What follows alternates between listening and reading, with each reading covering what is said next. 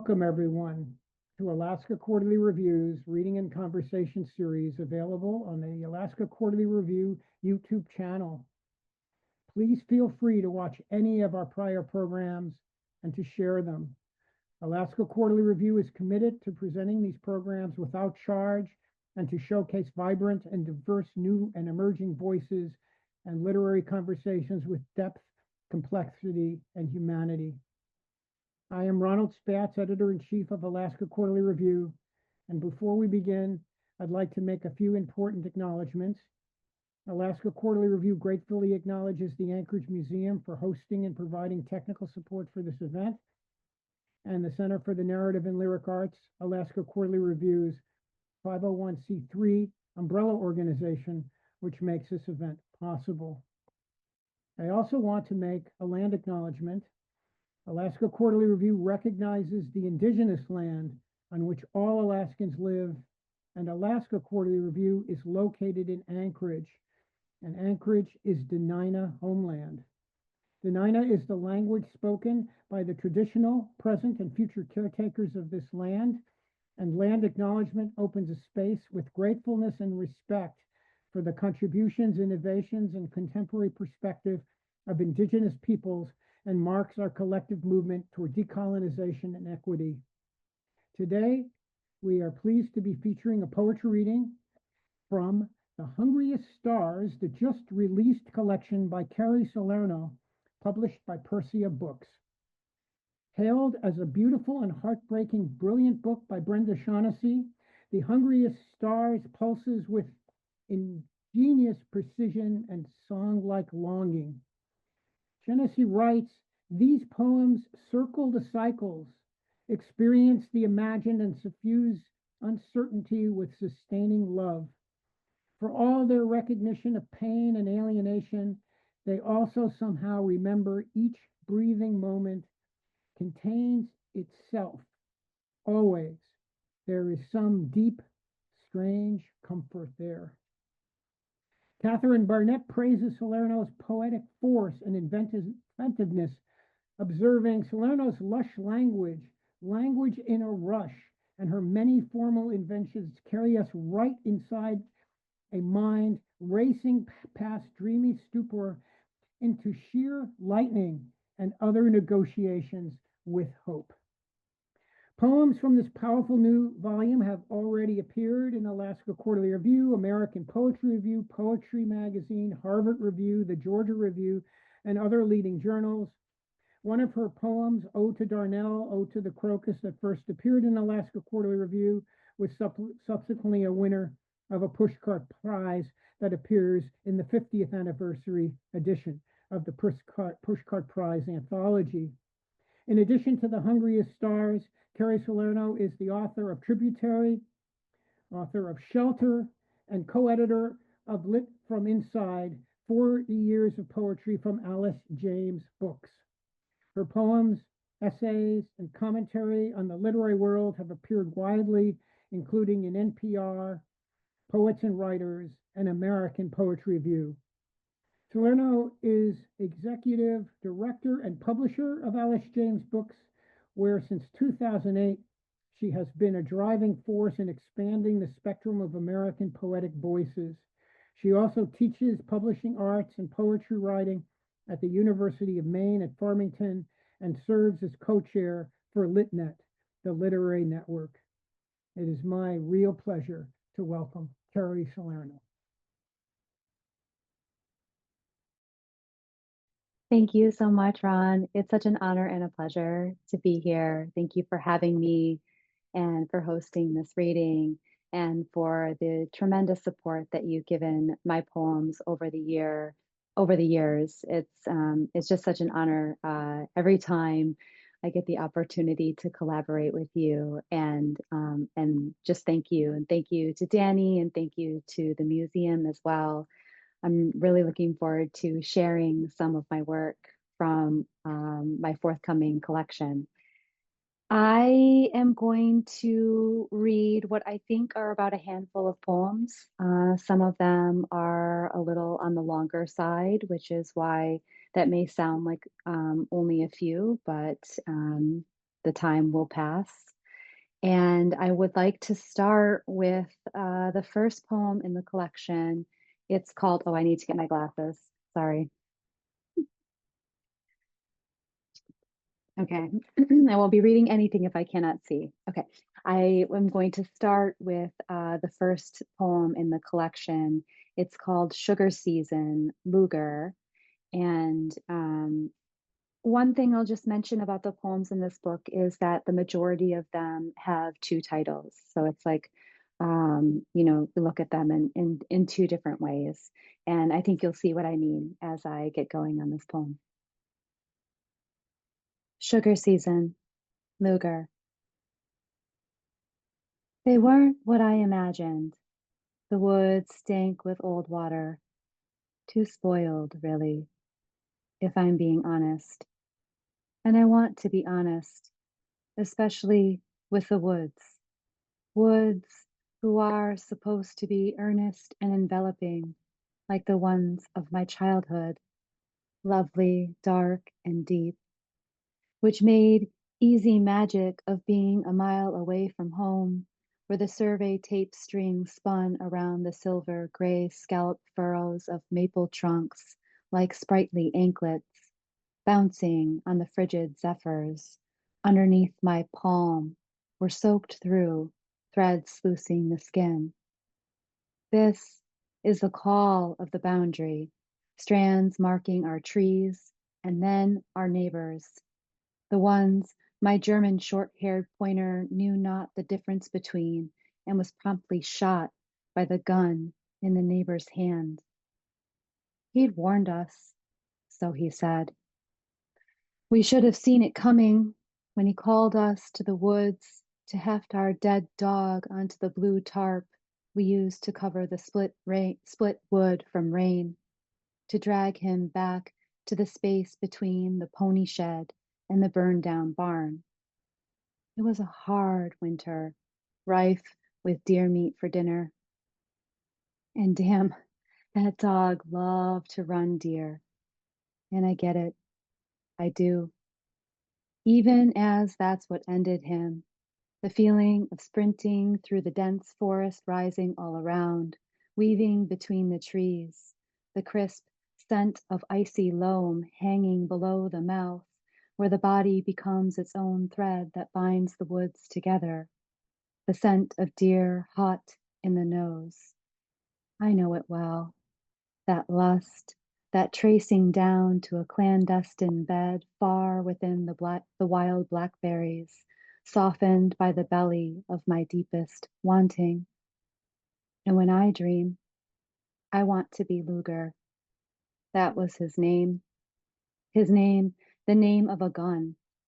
And was that fate? We could never say for sure.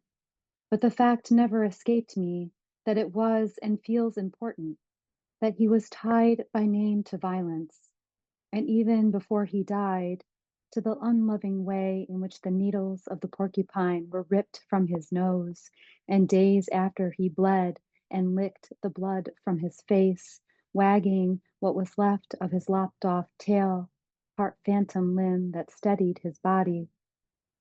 It's because I dream of being more than just my body, too, of the way he disappeared into the undulating wheat.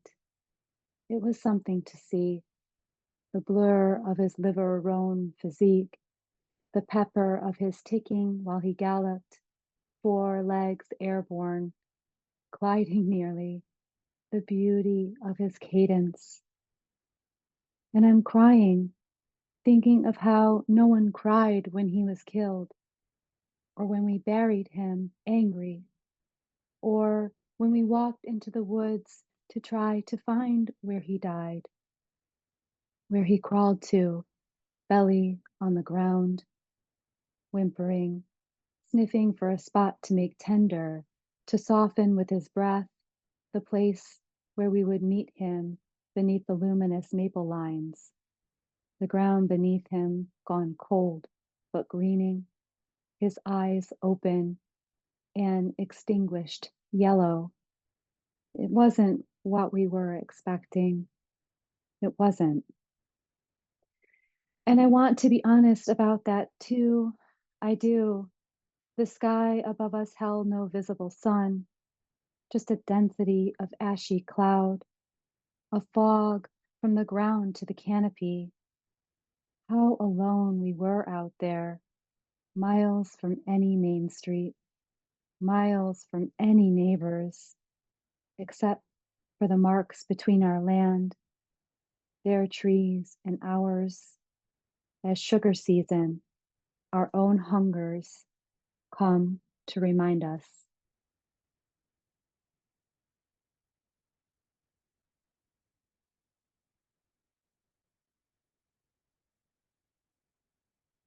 I'm trying to find the next poem, but I'm thinking too about how, everyone has a nickname for their dog. Our dog's name right now is Toby, but I call him like T. Tobias Toblerone or Tubby or Jub Jub. All these little nicknames. And one of Luger's nicknames was Loogie Buck, which was Buck was short for bucket, so a loogie bucket. Um, anyway, just kind of makes me laugh. All right. So I would like to read a poem, a prose poem called Eclipse. It's from a sequence that runs through the course of this collection. It's a six poem sequence, well, kind of seven, but the seventh one is kind of hidden in the back. It's a little rogue.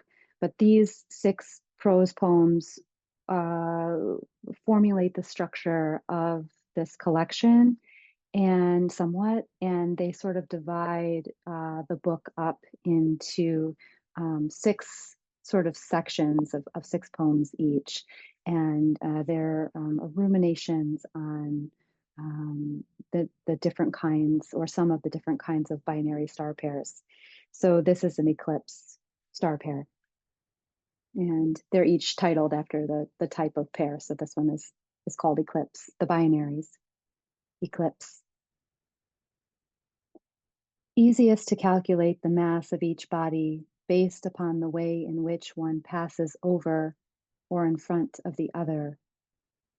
We're not saying either party is correct, just remarking on what is, as in how the pair learns to finish each other's anecdotes, as in diplomacy, as in the one stories are now the others, belongings unpacked, fair game, as in the elliptical route must occur on the same plane as our line of sight for the perfection of the effect to be fully appreciated, as in parlor tricks, as in jests made from firm footing, as in my shadow is equal to or of lesser value than its eclipse of yours, as in there's an observable collapse in brightness, a sometimes disappearance of the lesser star, especially when the dominant one becomes so feverishly peaked.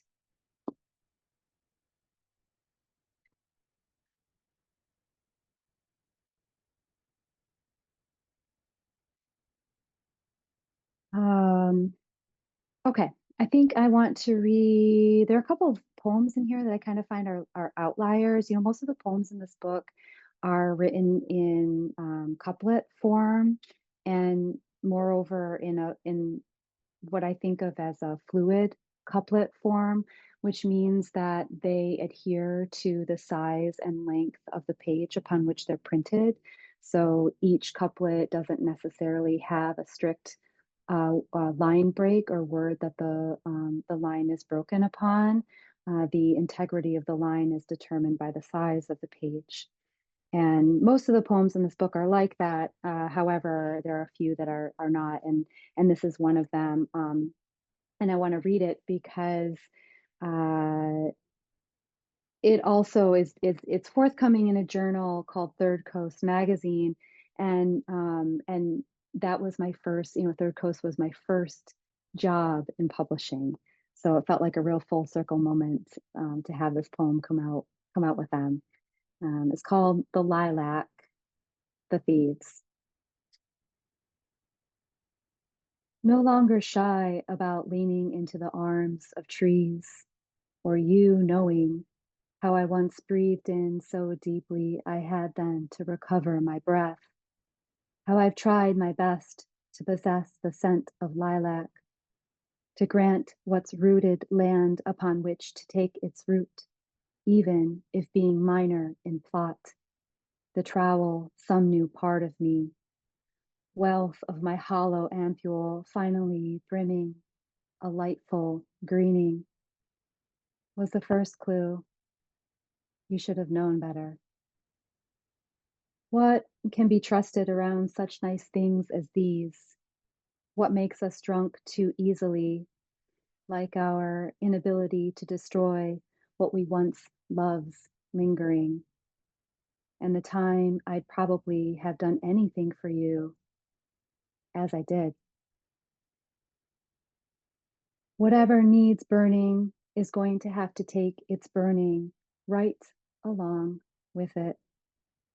Now, to the long vacant meadow we're crossing, legs wet in the high grass, a field of without lilac, where I'll forget their clustered lavender panicles, their fruits, leathery capsules, as they've already surely forgotten me for having never known me at all. What was there even to remember, and what dangers had I really let settle on my fingertips? What, falling asleep in their scent, my face pressed into their holy purple temples, where no one thing was ever good enough. Enough, enough. The dumb waves persisting at the beach, the rattlebone gale sweeping off every trail of footprints, a lot of empty, of pulling down its sleeve tight against the wrist, of erasing the hand sudden against the spine wherefrom the cognac of lilac formed, churning the apparitions in shadowy mirror. Turn us away, whoever you are, we who are devoid of knowing the variegations of such devotion. To the small forests we disappear our discarnate things into, full of the quivering of even greater thieves, indolent around their petty fires. All that thinking about what work this is for nothing.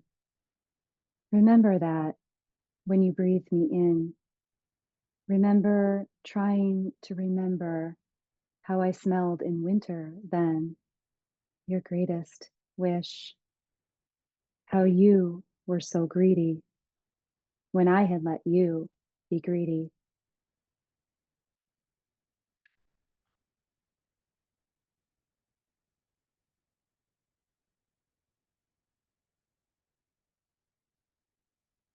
Okay, water. Definitely need water. Hopefully everyone can't hear me swallowing. I guess if you can, that's just part of the reading, right? Okay.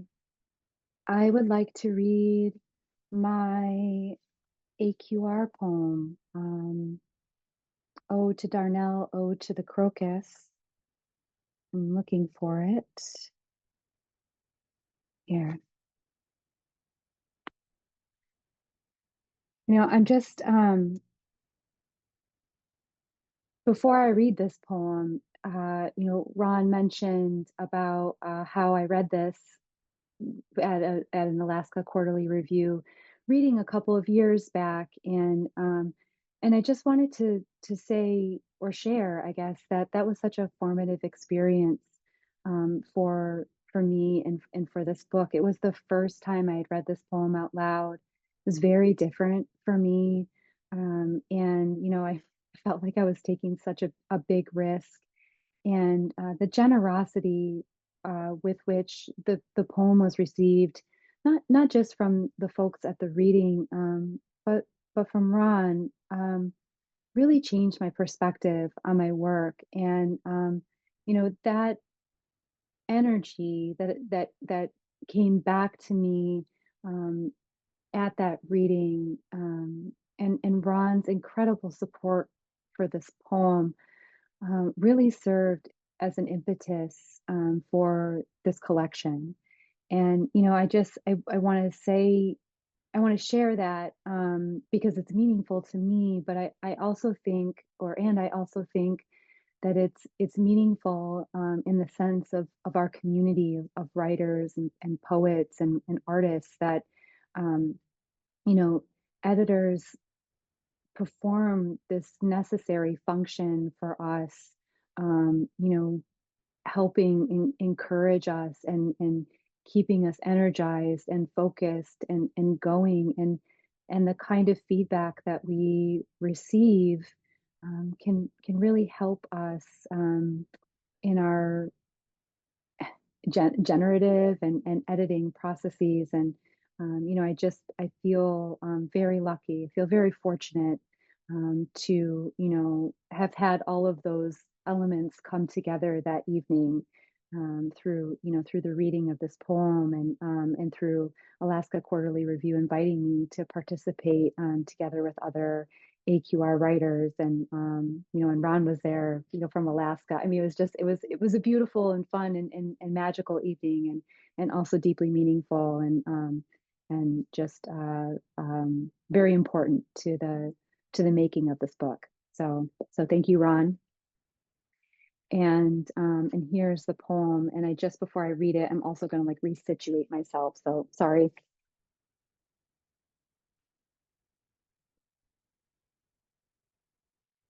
All right. Ode to Darnell. Ode to the crocus.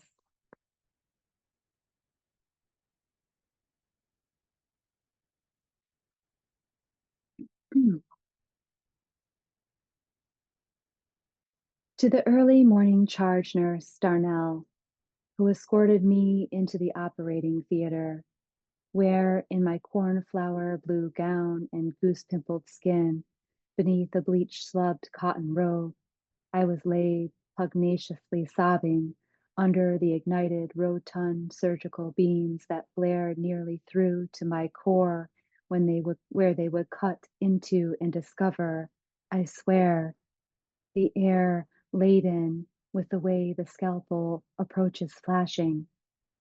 You are the bright stamen of a crocus on a late March morning on a Sunday while I walk my sister-in-law's dog with her and discuss our marriages. A thing I did not consider once before undergoing the knife, except that the knife and going under might result in my death, or in the discovery that I might later die. And I have no alternative, said the doctor. He thought it could be quite true.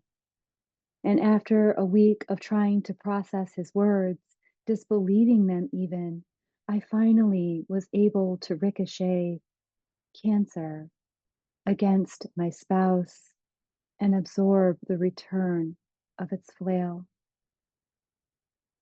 It was just a few hours before we were to leave for the city, and our son had mercifully, conclusively fallen asleep, and we held hands limply, and he said, "We don't fuck with cancer."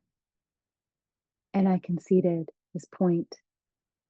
They could just take whatever was the woman from me.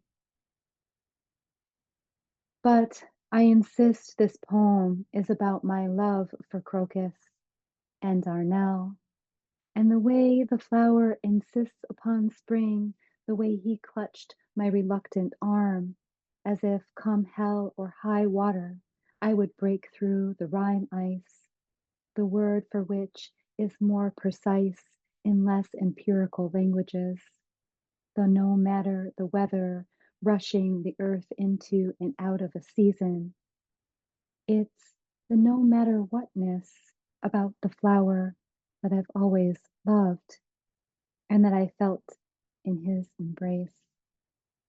And if you ask me what my favorite flower is, I might say a blue rose, because of the love I have for the first thing my spouse ever gave to me, and what it means so many years later.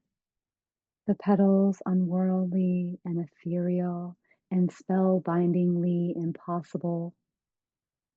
But I've never seen one rise in the wild as does the crocus, that makes my cheeks flush with its ivory velvet in delicate contrast with the blackened slush kicked across it. The cardamom stamen brilliant against our strict winter sun. How it carries the deep glow of daylight within its cup, unfurling to clutch the sun's imperceptible emissions and guide them into the depths of its root, and the impossibility of its presence each spring, the impossibility of chlorophyll, when I encounter the brilliant blossoms fully flowered in their stocky clump. Crocus, you are tender and blooming like the sickened ovary the oncologist plucked and bagged from my abdomen while I dreamed I was still sobbing on the matchstick thin steel table, while the other was freed from the sticky web of adhesion spun by endometriosis's relentless, gangly nest that's ruled my body since its first menstruation. You are the uterus clipped from its stem, leaving behind the network of root, what led to, flowering in the vase or sliced lengthwise and flash frozen, your section beneath the microscope of a pathologist scanned for wilt and waste, a cluster of majesty brimming from the ground. And I tell whoever I am with, even if it's just myself, of my love for crocuses, and then days after, crocuses, and days, and days, and days, and then the year after in anticipation, their arrival and the scans, and then another spring and another, the luscious purple, not even anything like that of my insides, as if I could know, but saintly and smooth and crisp and purposeful. Silk on my fingertips, the sturdiness of them, the charm, Darnell, how I loved you for simply squeezing my hand. I will never forget it. For how you nearly carried my drugged body down the corridor, which seemed like the longest and the shortest walk. The impossibility of the crocus, the impossibility of cancer, the impossibility of kindness, the arrival sudden and clear like danger, and also maybe something like conditionless love.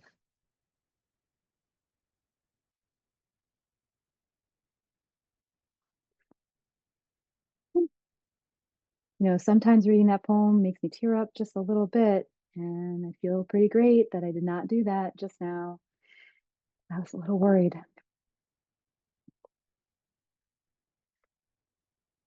So some of the poems in this book have to do with that cancer scare and near total hysterectomy that I had in 2018. I think about this book as sort of a love letter to my uterus, um, all the trouble that it's caused me over the years, and how I was terrified to be free from it, but now I'm just so relieved.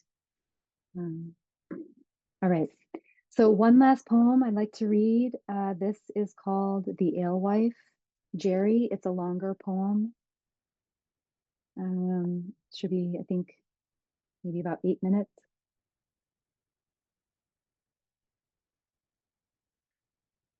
I'm going to thank everyone who's watching this and spending time with my poems and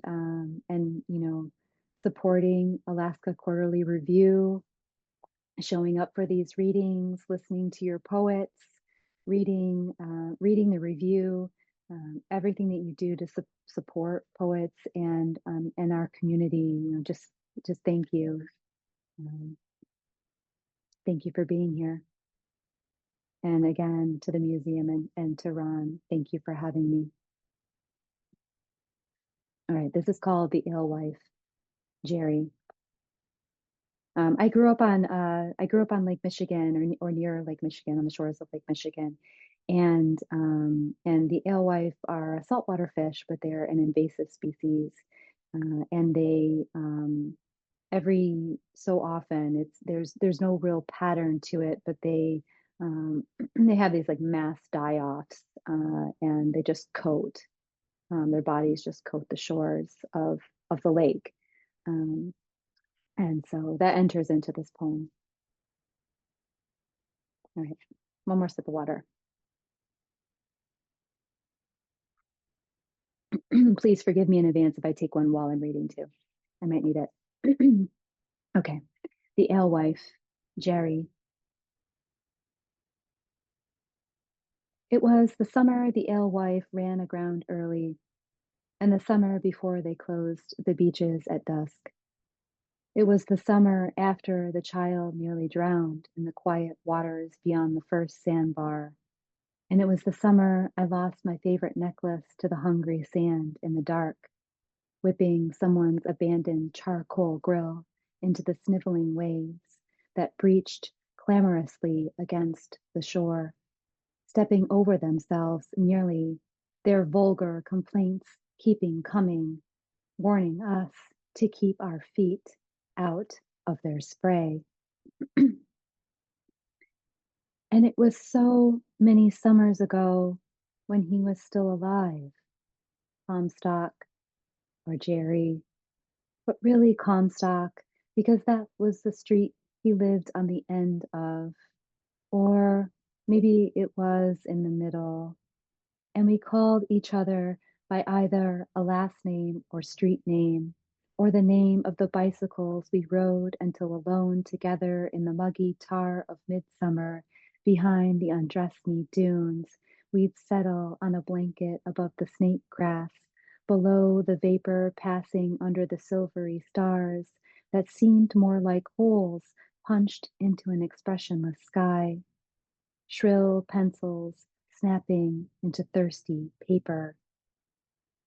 And we were looking through each other that way too when revealing our real names. At last, like the sunken vessels we thought they were, knowing after we said them, we'd be past return. We never do it for the first time again. And two, over the mounds of sand, it was the summer the bonfire on the beach was overeager and raging, where our friends were urging each other to hurtle over its flames, which only grew stiffer when one kept spraying lighter fluid onto them, the flares ripping up the line of liquid and nearly exploding the bottle in his drunken hands.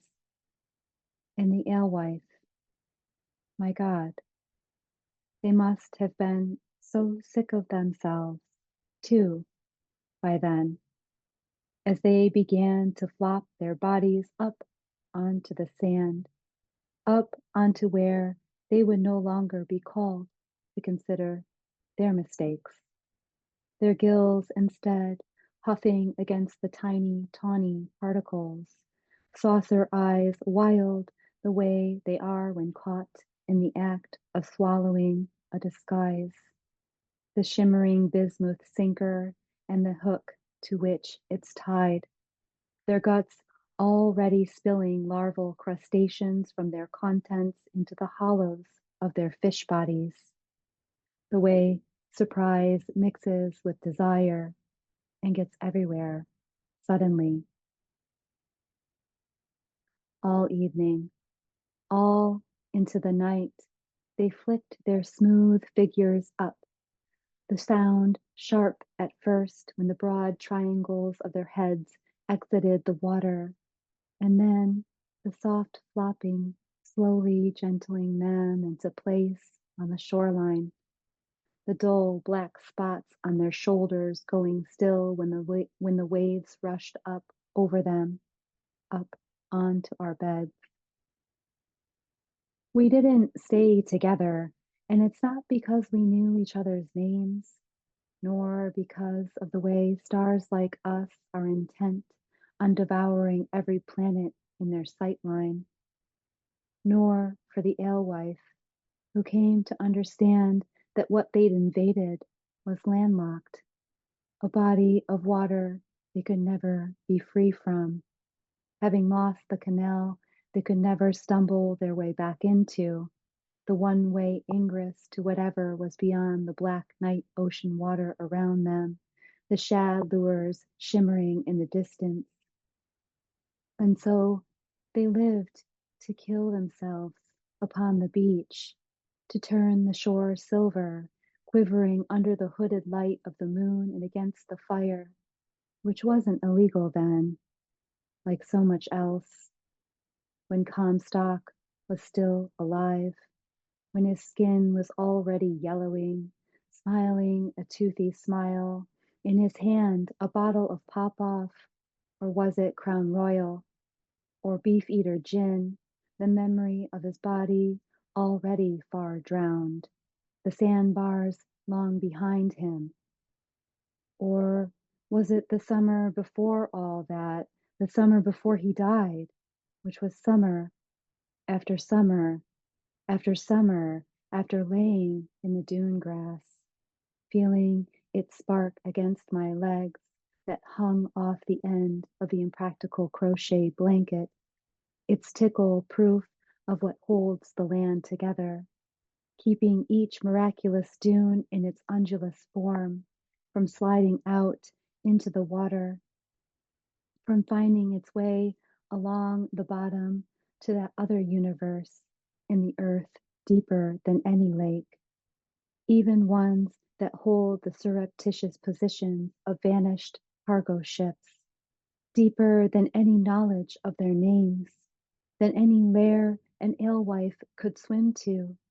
And so they beach themselves, they wreck themselves, they disclose themselves, locked in as they are, locked in to their dying in a distant place, in a place they never meant to endure, a place they wished beneath the stars would just fall down on them.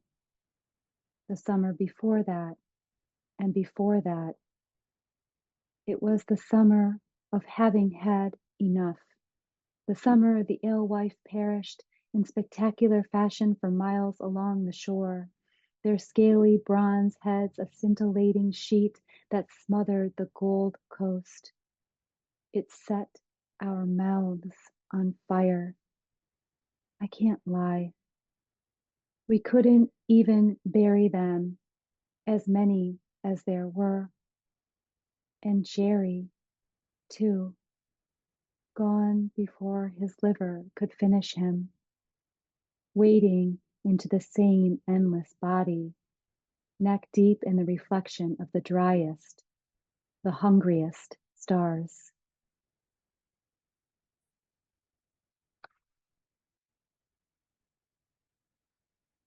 Thank you so much again.